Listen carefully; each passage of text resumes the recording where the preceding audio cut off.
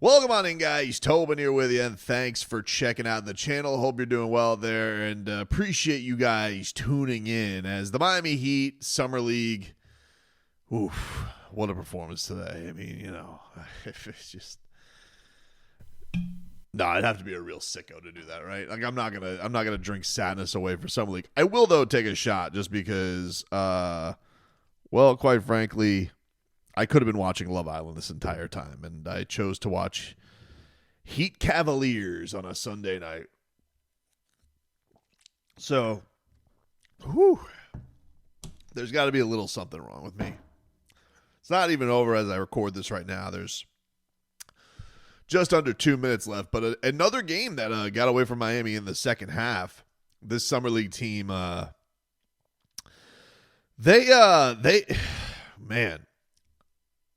We'll get to the good, but we'll get to the good of the team, which was obviously Kel'el Ware's response, which was by far the most positive thing. But I do feel like, as much as I have enjoyed this summer, it does feel like every day that I do these recaps, it feels like I'm always coming out of it talking about like one individual more so than them as a cohesive unit. And last year's team, obviously, very, very special. It's Summer League. I realize I sound like a sicko, but this year's team, it just feels like the highlights every day. It's like, this guy had a good performance. That's the thing. And just they haven't been able to put anything consistent together. The third quarter for them, they were outscored, 30-13. Miami shot 4 of 19 in the third quarter. They just were putrid. But this team just has, I mean, the big thing today, once again, they just got their asses kicked on the glass. Now, look, for fairness, Kel'el Ware did his part today. And that is like the number one storyline. We all went into this wondering how was he going to respond to this. And he responded very strongly. I mean, there's no doubt about that. He had his best performance easily of the summer. And that's good news. I mean, there's no two ways to cut it. He finishes today with 21 points, 8 of 14. He was 2 of 3 from downtown. Got to the free throw line 5 times, hit 3 of them. He had 9 rebounds, so nearly a double-double, had 3 steals and a block.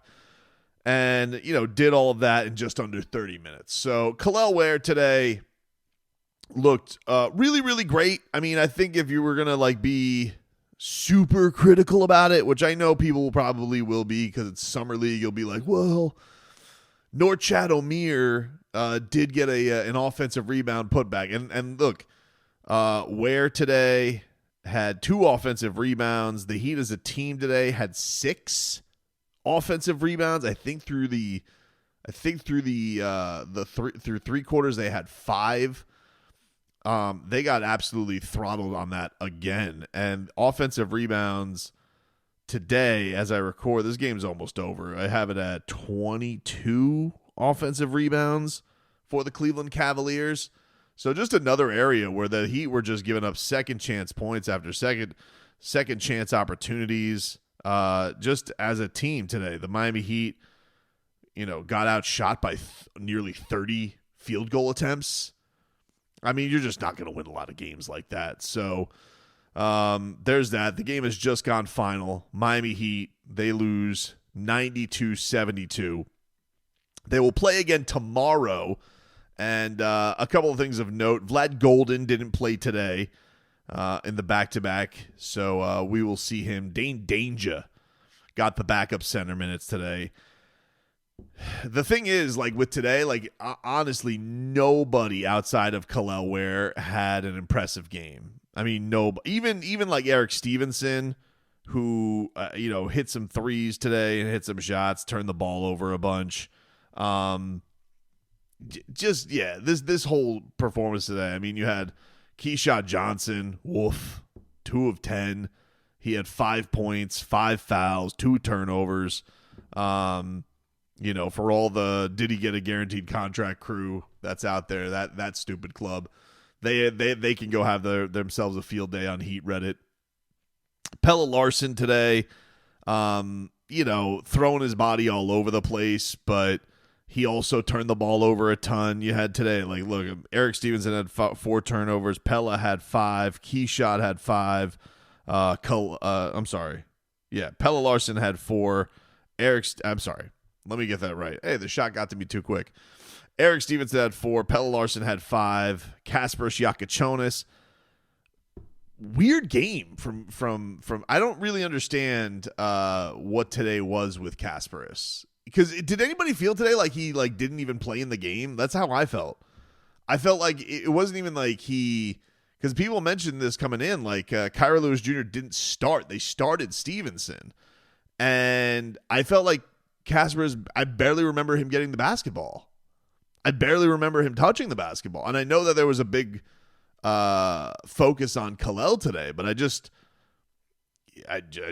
barely remember Kasparas touching the basketball. That's all. I came in, I was like, did he play today? Was that a thing? All right, so the final box score's in. 92-72. Miami loses. Turnovers in. Miami 24 turnovers. Sheesh. In today's game. Rebounding battle. Miami got out-rebounded 48-34, but the big one, 22-6 in offensive rebounds. They got out-rebounded. And Cleveland shot the ball 87 times. Miami shot it 59 times. Neither team shot the 3 well. Miami got to the free throw line more, but missed more shots. So, yeah, I should be watching Love Island right now, dude. So there's really not much to break down on this other than Kel'el Ware. And I think that's what everybody came into this game wondering. What was Kel'el Ware going to do? How was he going to perform? He performed well. I mean, he definitely performed well. There's no way to, he was more aggressive. You definitely felt him playing with a fire under his ass. I think I talked about this with all of the noise going around, right? Like, I wasn't sounding the panic alarm on it, but it obviously is of note when Eric Spoelstra, they led the broadcast with it. I mean, they talked about Jared Greenberg, Channing Frye. They led the broadcast talking about Kelel and Eric Spoelstra's comments, and it was definitely noticeable how he responded. He played his best game easily. He played his ass off.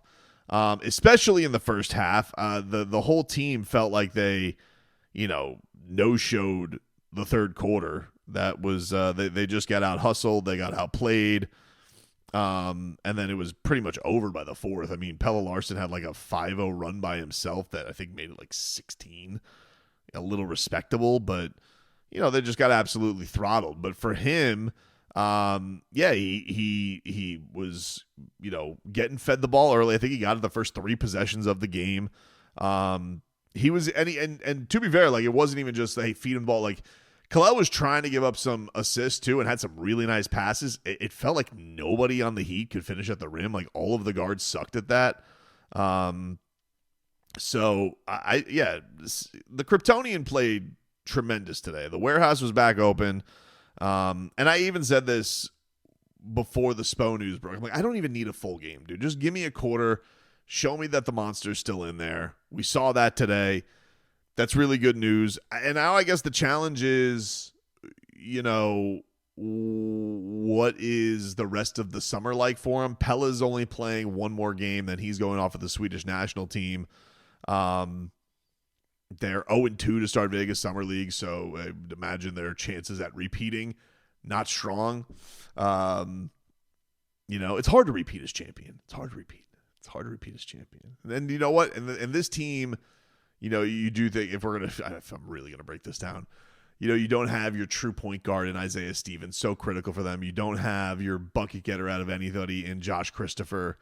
So like it's a team that's definitely. It's interesting. It's a little, it's a little flawed. And then you have a guy in Kasparas who's been trying to find his way. That was the number one storyline. Then this is obviously taken over. So there has been a lot of adversity that this team has had to overcome.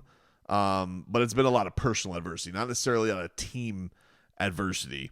So for Ware, Yeah, I think you obviously have to be happy with it. I think my favorite sequence today, Norchad Omier, baby food, former Miami Hurricanes, big man, all of 6'7", rugged, just a rebounding machine. You can't help but root for this guy. I wish this guy it was somewhere in the Heat organization. He just feels like he oozes that. So critical in the Canes team that made the Final Four. And it's just he's just an all-out effort guy. What did he finish today with? He finished today with I was about to say that doesn't seem right. Norchad Omier today, 10 points, 8 rebounds, 4 offensive rebounds. He was just relentless in his pursuit. But there was a moment, he's what does he give it up? 6-7 inches to Kel'el Ware on height, and he got an offensive rebound. He got an and one with Kelel fouling. And I was like, ugh, all right. Like, that's exactly what the Heat want him to perfect. And this was after he had a great 11-point. And Kelel responded right after that with a big-time and one. And I was like, okay, great response from that. That to me was so critical because you just did the thing that like everybody's like, you can't do that. And he came back strong. And probably, to me, almost as important as anything, his interview with Dennis Scott after his first quarter. And this is why I think Kelel's, a lot of fans were hard on him yesterday, right? A lot of fans. I know that he had like a tweet and delete today about, a video in practice where like I think Vlad Golden got a bucket on him or something like that.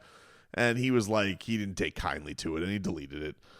And so you were wondering like, all right, is he going to get sensitive about this? Which look, he's 21. It's a natural thing. You get rabbit ears. Everybody gets a little stuff. This stuff flies at these guys so much these days. And there's you literally have to like unplug, especially if you're a guy like Kelel, who I don't even think has like a huge, when you don't even have like a huge following on social media. What does Kelel Ware have on Twitter? He has 15,000 followers. I mean, for an NBA player, that's nothing. So you're going to hear all the noise. He probably is like getting bombarded with it, right? He does this interview with Dennis Scott today, and he twice in the interview on both answers took accountability for effort. He said, playing with effort is something I haven't been doing the last couple of games. And so, like, he's just putting it out there. Like, he's taking acknowledgement of it, which I think is really been the case of Kelel. Like, and the Heat aren't, they're known as a confrontational organization. They're going to put this stuff out there. And maybe they just felt like this was the option because it just wasn't getting through. And he says that, he just had to keep going. We saw Kelel, he had some good block efforts today. As a team, everything kind of broke down. This game, look, man, fully defensively, it is hard to analyze games like this when you're talking about both teams today shot 40%. Okay? The Cavaliers shot 24% from downtown. The Heat shot 30% from downtown. The Heat scored 72 points. Understood it's a shortened game. This is not an easy, analysis purely. So for me, the bigger deal out of this result, even though this Summer League team is not nearly what last year's was, the two big things that have happened, you had a rookie who was really, really struggling, bounced back with a really, really great performance, most of it in the first half, and then things fell apart in the fourth quarter. But it was important. You wanted the kid to feel confident. Today, I feel like he was almost a forgotten man. Like this, it did feel a little bit today like the focus was on Kelel. Get Kelel involved. Get Kelel. Let's see. It was almost a test. I do think Kelel probably comes away today passing that test very strongly because he did play with more effort. He did put up big numbers. He did seem like he played with a little bit more of a swagger, like he could dominate fools. And then there was, you could nitpick. You could be somebody who could I can think of a few plays, but it's also like you're having a bunch of chucked all of his. It's just out of reach. There was one where like he's going for a block and it's slightly a goaltend. Like he was trying today, man. So I think and for him to publicly wasn't even brought up by Dennis on the TNT broad. He brought it up himself, and I just thought that bought him a lot. I'm like, you know what? He's not running from it. He's not making excuses for it. Maybe he got a little upset on Twitter about some stuff that's out there. Natural. We've seen guys. It happens. One of the greatest players of all time in Kevin Durant happens to him literally multiple times a day about the same arguments. Trust me, I had Kevin Durant on notifications for 2 months, and I greatly regret it because he's just arguing with people on Twitter about the most mundane stuff, and this is one of the legends of the game. So if a 21-year-old got a little momentarily upset and then deleted it, come on, cut the kid some slack. He went out there publicly today on a national broadcast and called out his effort, called out his defense, called out his performance, and responded with a performance. So for me, that buys me a lot for him. I thought that showed. To me, I was like, this dude's gonna be all right. I know the comparisons that have been out there to other guys who have been on this team. I don't think that he's that. I think he's young. I think it's a developmental project. I think you knew that this was a guy. If Kel'el Ware was a perfect player, the dude wouldn't have been available for the Miami Heat. And yeah, sometimes tough love is needed, and hopefully this is. If he is going to continue play good, if he doesn't, I get it. I think that all the lessons and how he bounced back today, fine. I don't know what. I'm not sitting around for media sessions today, so we'll see what the guys boots on the ground get from it and what Coach Glass says about it. I'm sure Coach Glass is still going to be pissed as a team just because of this, another rebounding issue. But the Kelel thing today, it definitely, I think, was a good response to a personal challenge from the head coach, and I think that the second-year center responded in a big way, from not only his performance on the court, with his words at least during the broadcast. Hopefully as I post this today, because I've been on a streak with this of like other stuff breaks after I post stuff, that he's not like hosing anybody down, but I don't think he is. I think that he took ownership of it, so that showed a lot.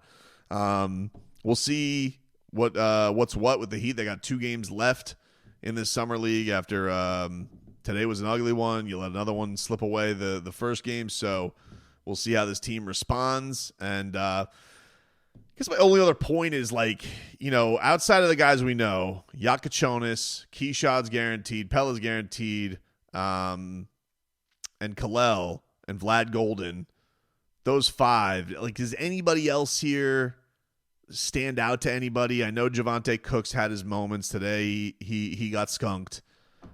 Steve Settle, haven't really seen him do anything. Dane Danger, okay in California, didn't really stand out today. Eric Stevenson, know the dude can hit some threes, but kind of small. He had a steal and slam today. Kasparas Jakučionis, the only play I really remember him having is that steal and bucket at the end of halftime.